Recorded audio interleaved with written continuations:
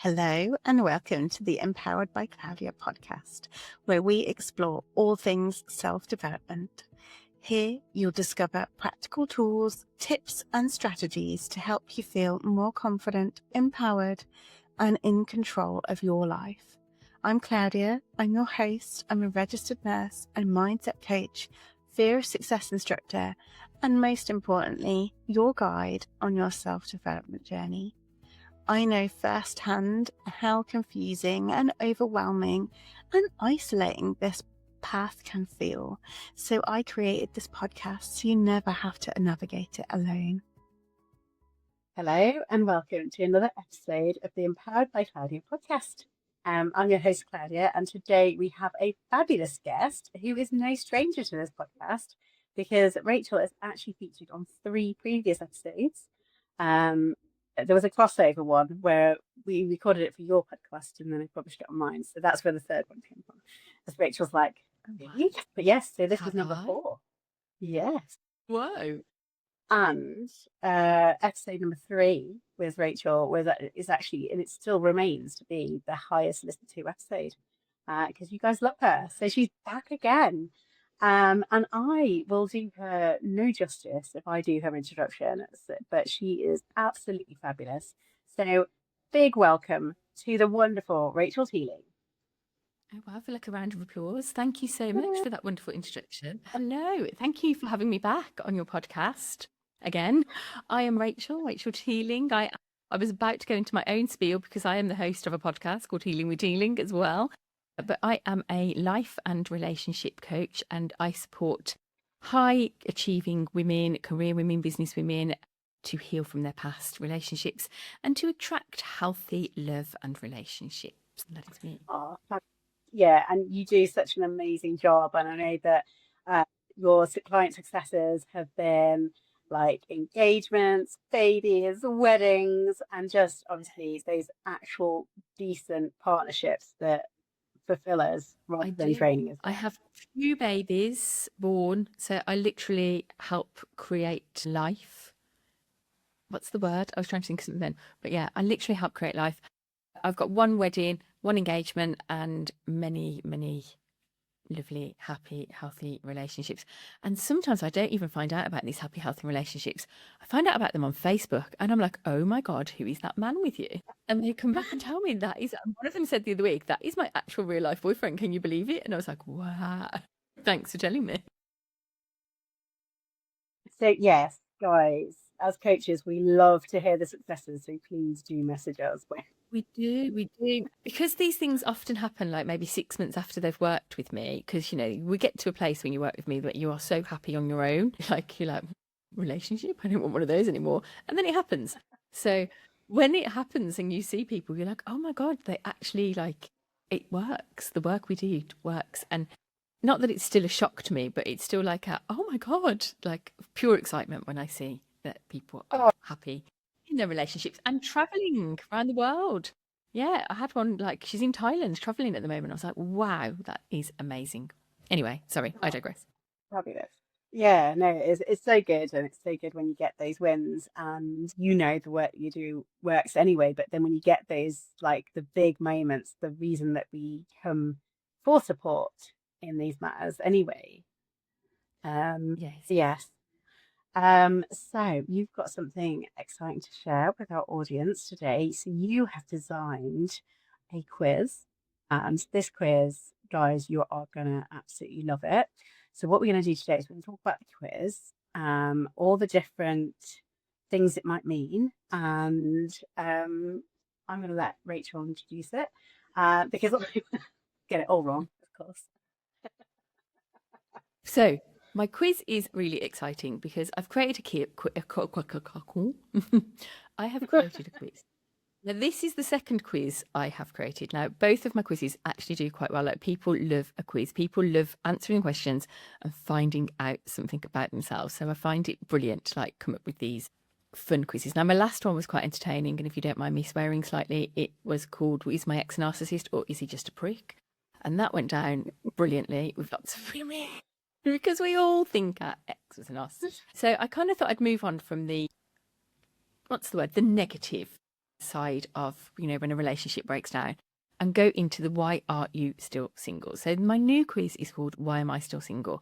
And there are 5 different archetypes. And these aren't necessarily bad things. Your archetype isn't necessarily who you are, but they are the love blocking archetype. This is the thing that is stopping you, the part of you that is stopping you from actually finding love. Because most of my clients are kind of smart, successful business women, career women, and they have absolutely everything going for them in other parts of their life. They just are single and unhappy about it because they want to be in a relationship and they can't quite work out what is going on and why dating and why meeting people just isn't working for them. So the Why Am I Still Single quiz basically is a questions, and then it comes out with like what your top archetype is, your top love blocking archetype is. So do you want me to go over like all 5 archetypes, or should we go into them one by one? I think let's go into them one by one, because I think we've all got these friends, or even ourselves, where you're like, why do I keep attracting these relationships? Why? And actually, I think it's so interesting to dive into what things are actually keeping us trapped in those type of relationships. So even though they're completely different people, there's all the same patterns coming back and back. So yeah, so excited. So that is what I do. Like people literally, I did a podcast about this yesterday and I think it's coming out next week, but we will take the same belief, the same thing into each relationship with us unless we've healed from what happened to us in the past. So when that same thing keeps happening to us, like, I was cheated on twice, like, why was that happening to me? And it's because I was just taking the same hurt and the same beliefs and the same everything into that new relationship with me. So hence why I've come up with these archetypes, because it just gives you a little bit, one, it's fun. It's a fun way of finding out a little bit about yourself.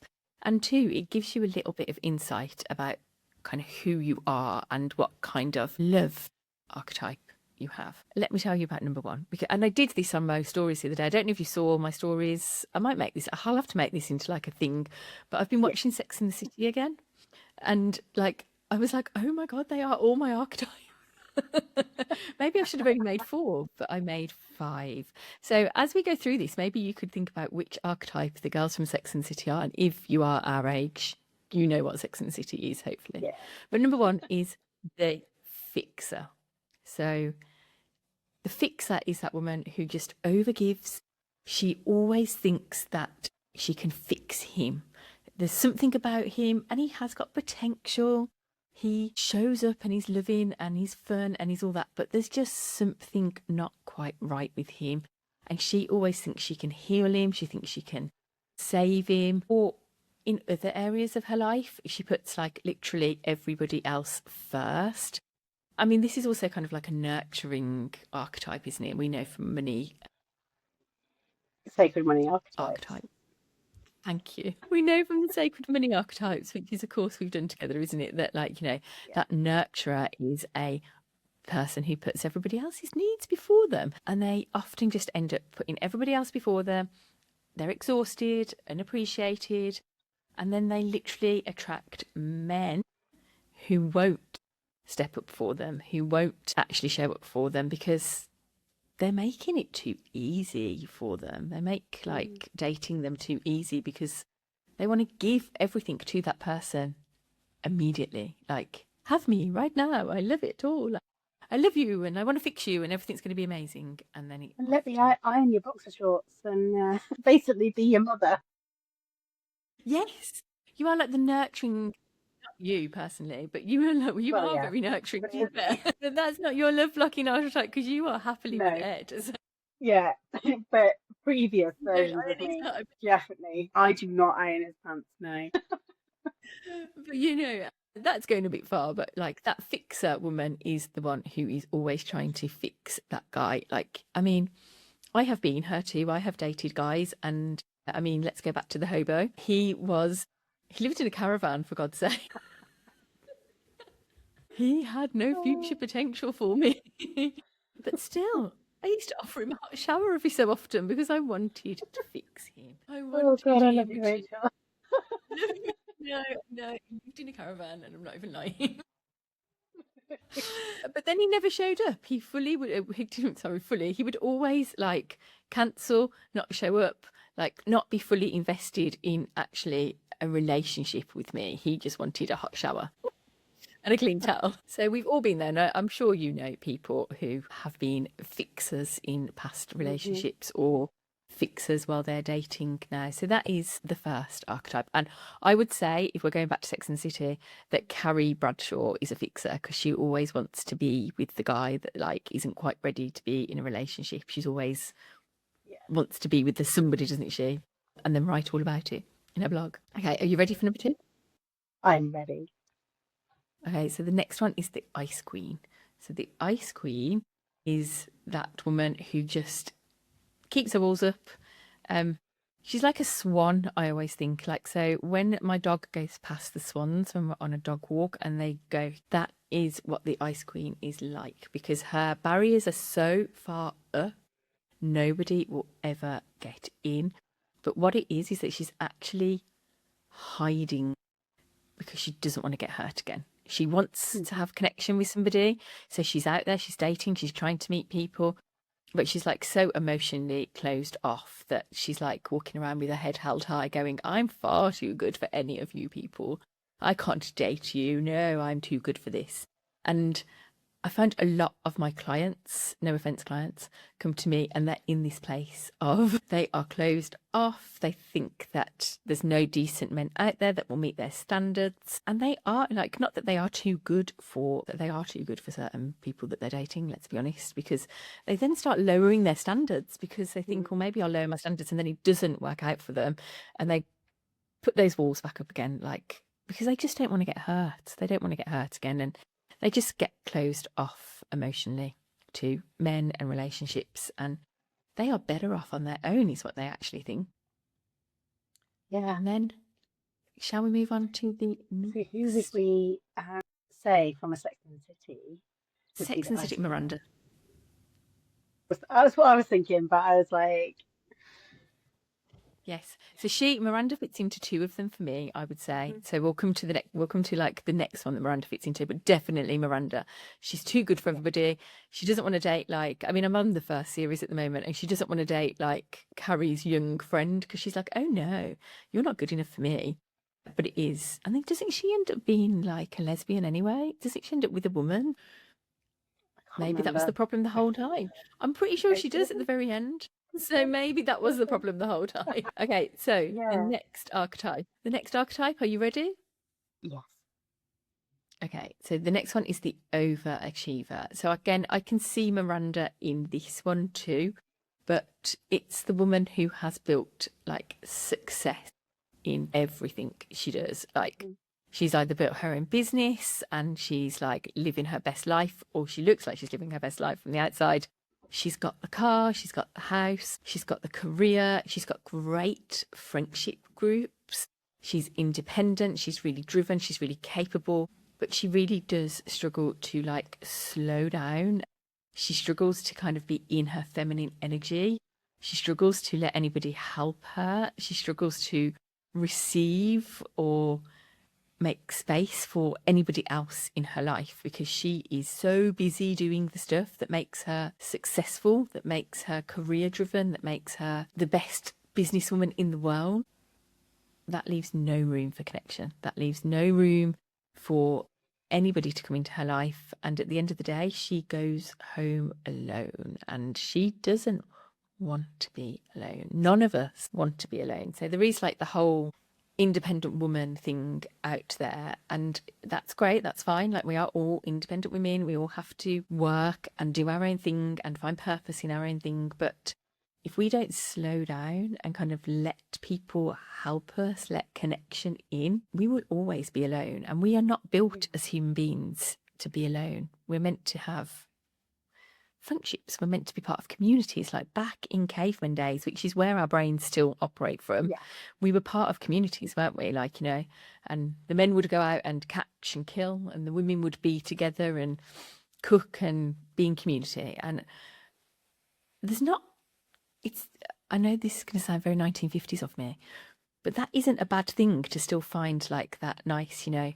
feminine connection and let the men go out and do the man masculine and look after us thing. So yeah, that's the No, I think overachiever. Who do you also like with that, it's so like both of us work from home, and it is like that connection outside is so important, isn't it? Like, even if you are in that loving relationship, it's so good to actually have other things outside of that. And I know that's going off on a tangent, but I think with the overachiever, is she worried that if she's in a relationship, that's going to take away from that life that she's built, and maybe that she'd have to Yeah. compromise on things? And is that the fear? But yeah, no, Yeah, definitely. because if you have achieved all of that on your own and if you have built that life on your own, why would you want to share that with anyone? Like, especially if you have had bad experiences in the past and then, some guy comes along and wants to be in your life and you give him a little bit and he takes a little bit and then he hurts you and you're like, "Oh, well, that's just proved me right, hasn't it? You can't trust men. There's no decent men left. Like all of the beliefs that we have, not us, but the beliefs that women have about men, then just come to fruition because you think that that's what's going to happen. So that tends to happen because you believe that it's going to happen. So the overachievers are just terrified. Yeah. Because I was just thinking, does it link with the ice cream? In the, like, because she's built all this stuff, is she worried about someone coming in and taking her things? And so therefore she then kind of goes into the ice cream a little bit as well to kind of protect herself. So not just that she hasn't got space in her relationship, but actually that she's like, actually a relationship is dangerous because it might come and ruin everything. Now, I have actually had clients in the past who have been financially like, what's the word? I've got no words today. Abused, taken advantage of. They've like been scammed by dates Hmm. financially. So by Oh, men there's that a they've been in term for it, relationship isn't it? with. So What's the term for is it it? romance? Yeah, it's like I had an email about it the other day and I was like, that's There was definitely the romantic. Tinder swindler, wasn't there? Yes, like the Tinder swindler. So literally have had clients that have had like thousands of pounds that they've willingly given away to a new relationship, but then that man's disappeared off the face of the earth and they've never got their money back. So they have had a financial romantic scammer. I can't think of the word. That's gonna come to me in a minute, and I'll be like, that's the word. But yeah, No, I had it's a that. real true fear. In my fixer days, I definitely, I was with this guy and he was on benefits and he was like, well, I get 13 payments a year, but my rent's going out monthly and I don't have money for this month's rent. And so I gave him it and never saw that ever again. And I didn't really have How that. do you? It was like, that was it. And like, it was a real stretch to give him it. But I was like, oh, I can't see you being homeless. Yeah. Anyway. I mean, there is also the whole financial abuse as well. Like, women are so susceptible to being abused financially by their partners because their partners will take it back. And, I'm not saying this is, but my ex got me into a lot of debt and then left me to pay it off. So that is a form of financial abuse. So, do we want to get into relationships financially with men ever again? And I've said this as I'm moving in with Ed, but like I was terrified of ever sharing anything financially with a guy again, like a joint bank account. Oh my God, I don't think so. Because it's terrifying to think that somebody could just take all the things that you've worked really hard for away from you. And we're not, I'm an unmarried woman, you're an unmarried woman.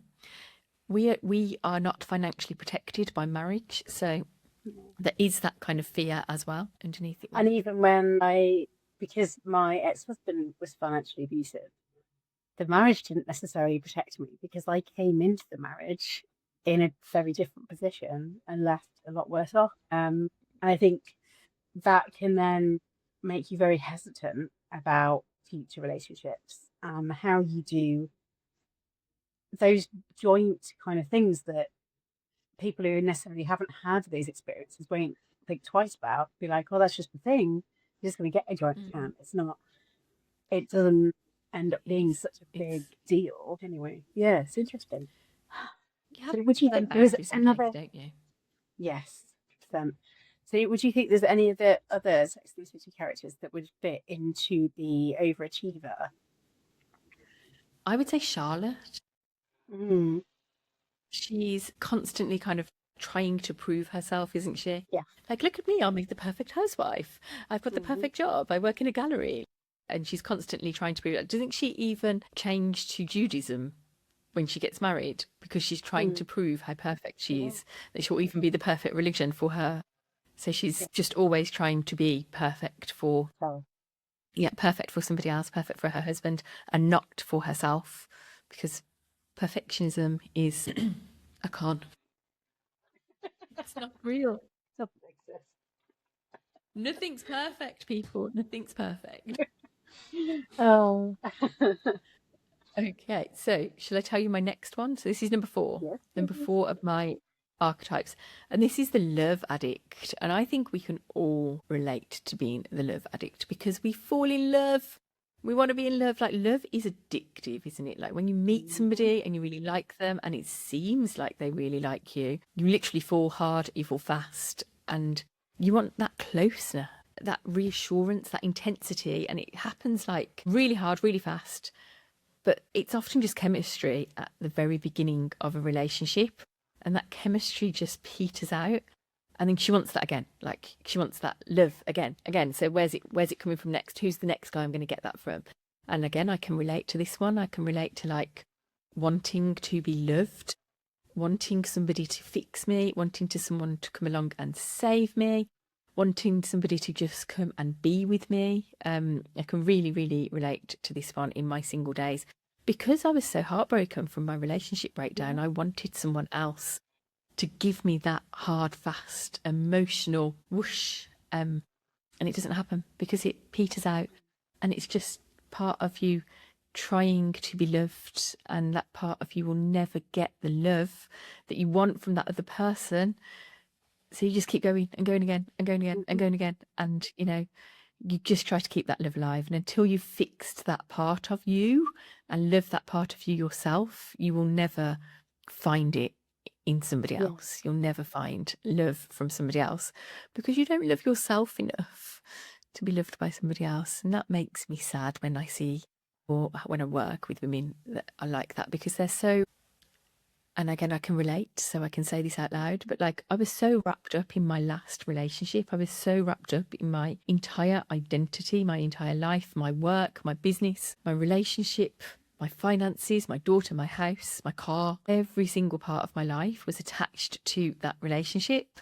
So when it broke down, I was like, what the? And who am I now? And like, no one's going to love me because I'm half of another couple. I'm half of somebody else.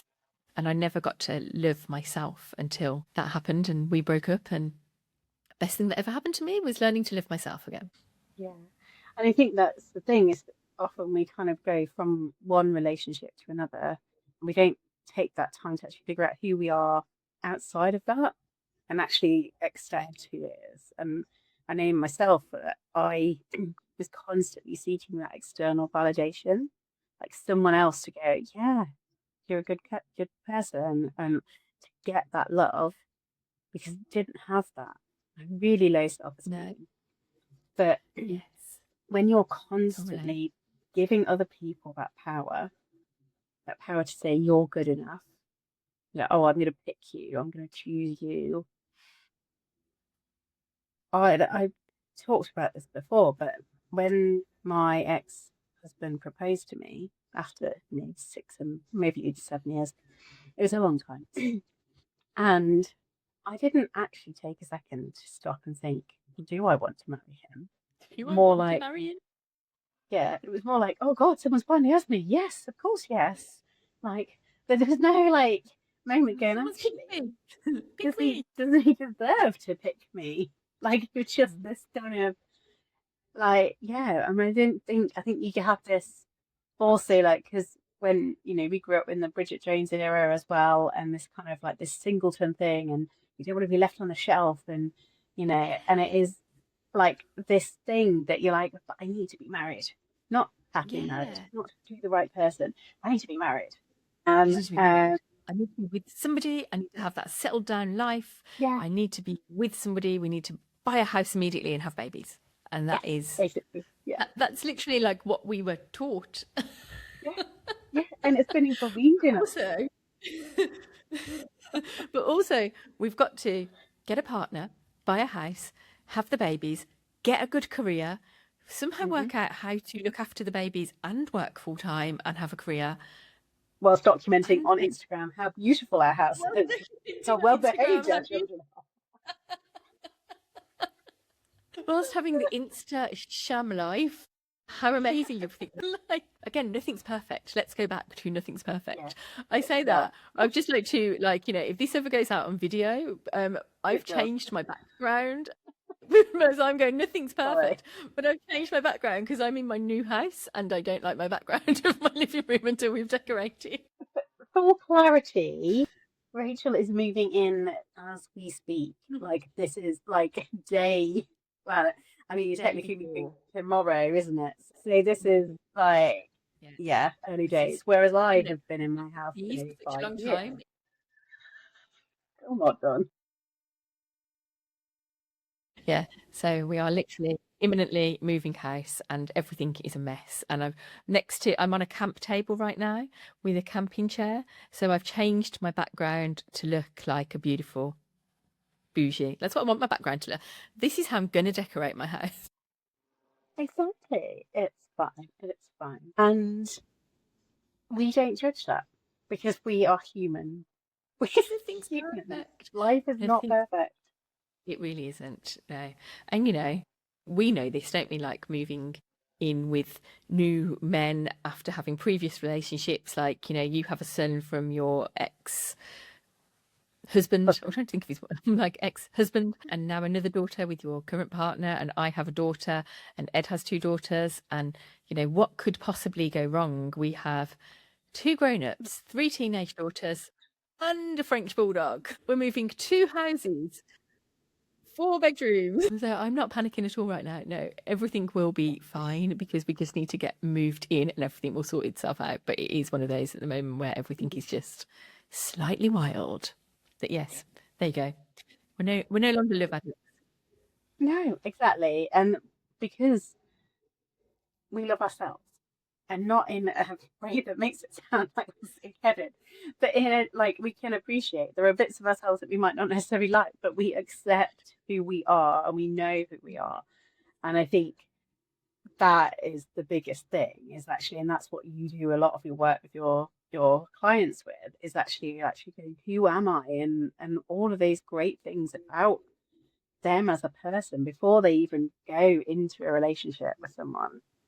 Yeah, and that's why I do this. Like, this is why I've created this quiz as well, because there are different parts of us. We all wear different hats in different areas of our life. Like, we are life coaches, so to our clients, we are coaches.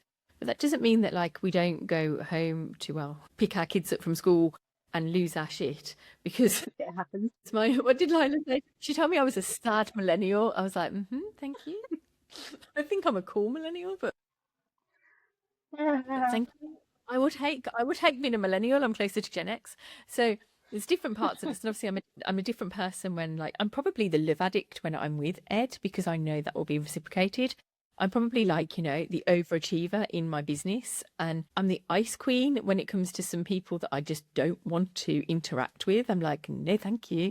And I am the fixer maybe when it comes to my daughter because she does need to be freaking fixed at 11 years old. She needs that love and support. And there's one more that we haven't got to yet. And I'm like, oh my God, we're running out of time. But there is also the lone wolf. So the lone wolf is just that woman who is fiercely independent. I don't need no man. And she just doesn't want anybody else to be around. We all know them. We all know these women that are like, they look like they've got it all together. I sometimes sit and watch people and I'm like, yeah, you are definitely the lone wolf. But she secretly wants to have a relationship because I don't care what you say, like, you can be that woman who's like, yeah, I don't need a man. I don't want to be with anyone right now. Like, I'm really good at where I am right now. You want to have a relationship. You want to be loved. You want somebody to love you for who you are. But the lone wolf literally will just pull away, because if it becomes serious, she's like, no, thank you. I'm better off on my own. But these parts of us are all just parts of us that are fears of what has happened to us in the past, and that we just don't want that to happen to us again in the future. So they're all just little bits of us that don't want to get hurt, don't want to have our heart broken again. We don't want to be betrayed. We don't want to be cheated on again.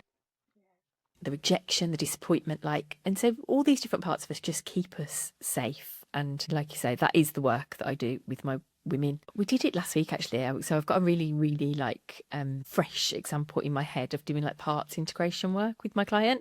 And so we were talking about the different voices in her head and what they're saying to her. And she was like, well, this one's saying it's okay. You can relax. You can let people help you. You can ask for help. You can do this. And the voice over here is going, don't be ridiculous. Do it yourself. You are capable. You can do it on your own. You don't need anybody else. And so you name those different parts of you, and they can talk to each other. And Claudia. So guys, we had a slight break where my internet decided to kick me out of the recording studio and left poor Rachel by herself. And then after a few failed re-entries, I finally managed to get back in. So yeah, that's been fun. I have no idea where we were. We were talking about the final archetype, weren't we? Which was the lone wolf. I think we've just the lone wolf, and I would say Samantha. So yes, the lone wolf is that fiercely independent woman who tells herself she's fine on her own, but she actually does want to have love, hence why she is so promiscuous. I'm not saying that all lone wolves out there are promiscuous, but Samantha from Sex and the City is that. And also a bit of a love addict, I'd say, too. Yeah. Yes. But yeah, they are the five. Fabulous. So just to recap, so we have the fixer, the overachiever, the ice queen, the love addict, and the lone wolf. And I didn't even make notes, so I am very impressed with myself. Wow, that is impressive that you've remembered all of those, to be fair. But I think we were also just, and I know we are probably saying goodbye to each other in just a moment, but just because you have got one of these kind of love blocking archetypes doesn't mean that it's a flaw and you are flawed as a person. I think we were just saying this a minute ago that, we all wear different hats in different areas of our life. And this is just what is blocking your love life at the moment. You are probably a very successful person in every other area of your life, but this isn't something that is a flaw. It's something that you probably need to work on, to nurture, to love, and to bring out so it doesn't block your love life going forward. Yeah. So, and that is what I do. That is how I can help you. I can help you so you can find love again.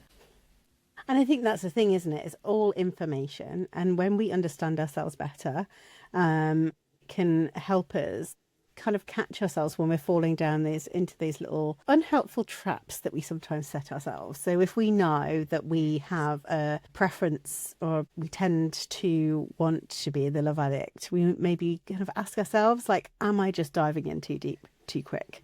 Should we just take a step back? But that's obviously what working with you can help them really and that's get what we do. Yeah, I help women just nurture themselves again, rebuild that trust in themselves, reconnect to their intuition so they know what is right for them and they know what is wrong for them, because they know they will just feel, or they will hear, or they will see with their intuition that this is the right thing for them or not. So they won't feel vulnerable again. They will feel safe within themselves, which means they will feel safe dating and they will feel safe getting into a relationship, and they will be able to be vulnerable because they feel safe being vulnerable. And, being in a relationship takes a lot of vulnerability, doesn't it? We're giving our hearts and our selves to another human being and trusting that they are not going to hurt us again. And so thinking about your clients, so when they come and first meet you and start working with you, what is it that they're kind of struggling with? I mean, you mentioned at the beginning that they're high achieving, that they've kind of got the rest of their life sorted, but still maybe having these relationships that are really not great.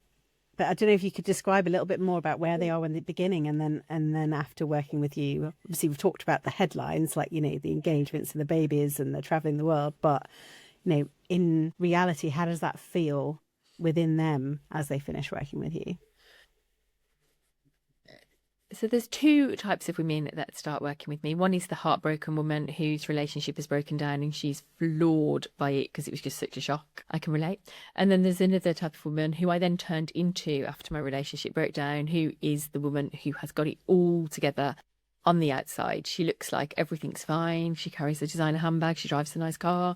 She's running her life amazingly. Maybe she's like keeping herself busy with kids or gym or running marathon. I can relate to all of these and being really kind of like the overachiever. But actually, that is just masking the fact that she feels lonely. She wants somebody. She wants to heal from her past heartbreaks.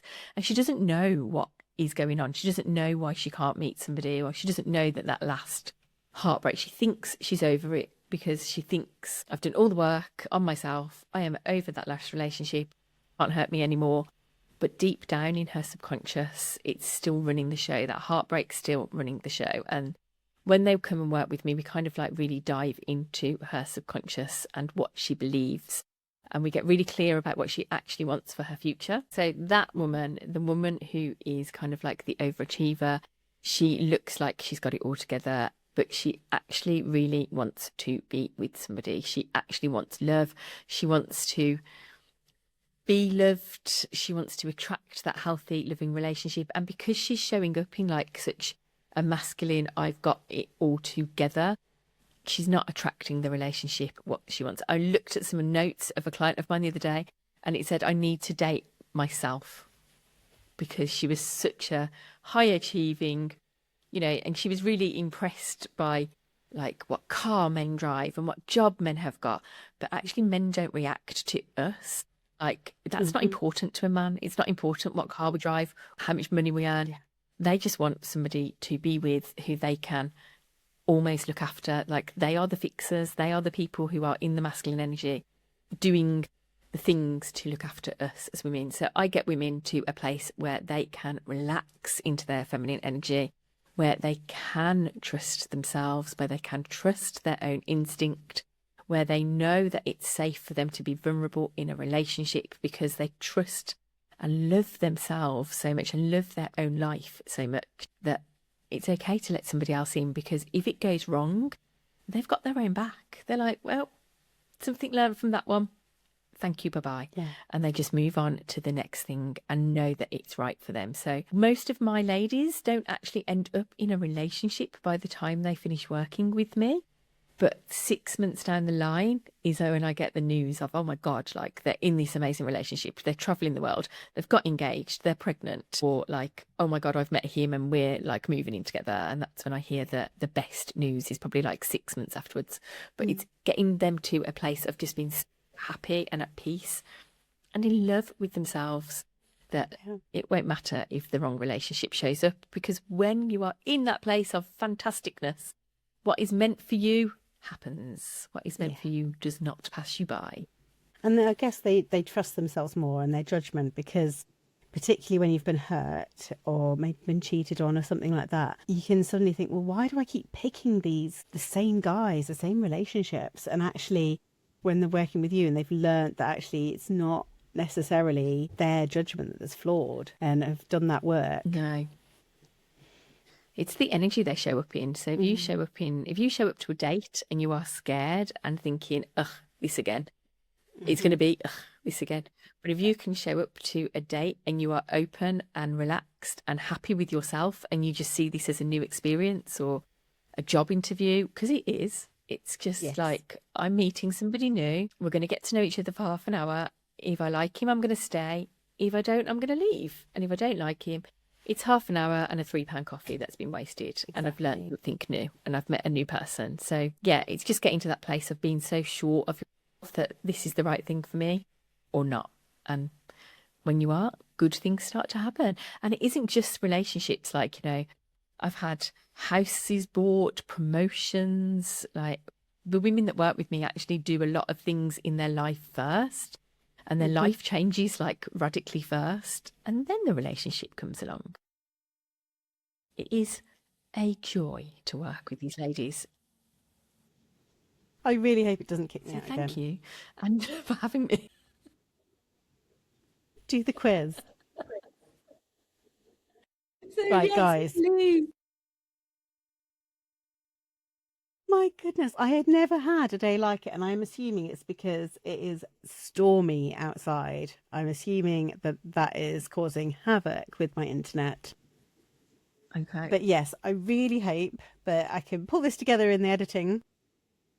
You will be doing the But editing. please go and check out the quiz, the Why Am I Still Single? Yes. It is really good. So that is the first step, is just understanding yourself. Like, if you understand yourself, you learn something new and you can do something about it. So go and take the quiz. Claudia's going to pop this in the show notes so you can go and take the quiz and see which love blocking archetype you have. And if you want to take it a step further, you can book in for an empowerment session with me where we'll look at what is happening for you very individually and see how my one-to-one coaching could support you to be in that place of peace and love and living your life and just get at peace. How about that? Peace, babe. Absolutely. Yeah.